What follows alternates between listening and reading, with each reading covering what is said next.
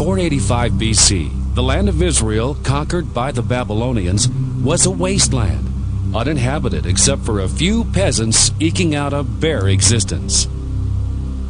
This was the land God had promised to Abraham, Isaac, and Jacob, and to their descendants forever. For all the land your eye can see, to you I will give it, and to your descendants forever. The land shall not be sold forever, for the land is mine. The once proud inhabitants of the Promised Land had been slaughtered, scattered, and carried to Babylon, where they had spent 70 years, as Jeremiah had prophesied. This whole land shall be a desolation and an astonishment, and you shall serve the king of Babylon 70 years. Many Jews had returned to Jerusalem to rebuild the temple, but the city itself still lay desolate, its walls broken down and its gates burned. In that hopeless hour, God spoke through Zechariah, one of the most remarkable prophecies ever recorded. It concerned what the Bible calls the last days. Behold, I will make Jerusalem a cup of trembling.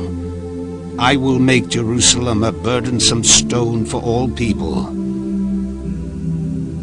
The fulfillment of this prophecy, following the amazing rebirth of Israel in 1948, has been witnessed by the world. Exactly as the Bible foretold, not New York, Berlin, or Moscow, but tiny Jerusalem is the world's greatest burden. So great is it that the United Nations Security Council has devoted nearly a third of its deliberations to Israel, which has 1/1,000th of the Earth's population.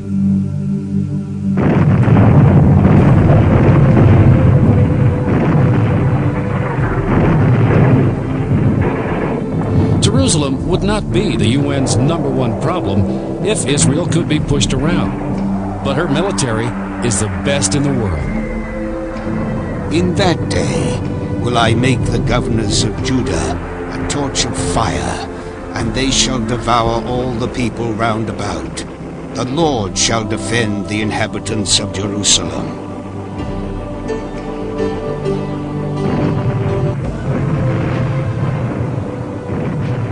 Exactly as foretold, Israel has devoured her attackers, winning every war against overwhelming odds.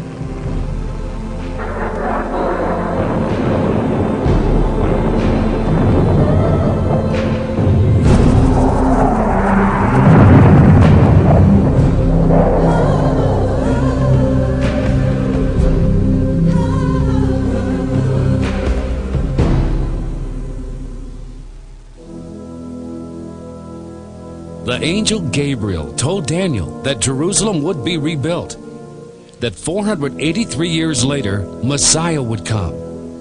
His own people, Israel, would reject and crucify him, and the city and temple would be destroyed again. And so it happened. And after shall Messiah be cut off, but not for himself and the people of the prince that shall come shall destroy the city and the sanctuary. Jesus rode into Jerusalem on the very day prophesied, was hailed as the Messiah, then rejected. Jesus prophesied, Verily I say unto you, there shall not be left here one stone upon another that shall not be thrown down.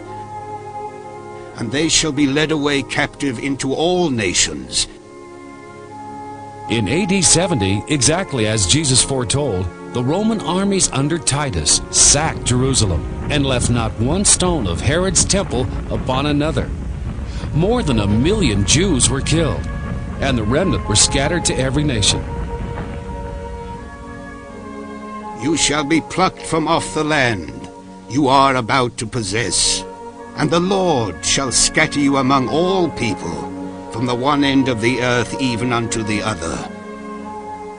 Israel's prophets also foretold the anti-Semitism that would pursue the Jews everywhere. To be a curse, an astonishment, and a hissing, and a reproach among all the nations. Scattered to every nation, Jews have been hated, persecuted, and killed like no other people, while the barren land of Israel continued to mourn.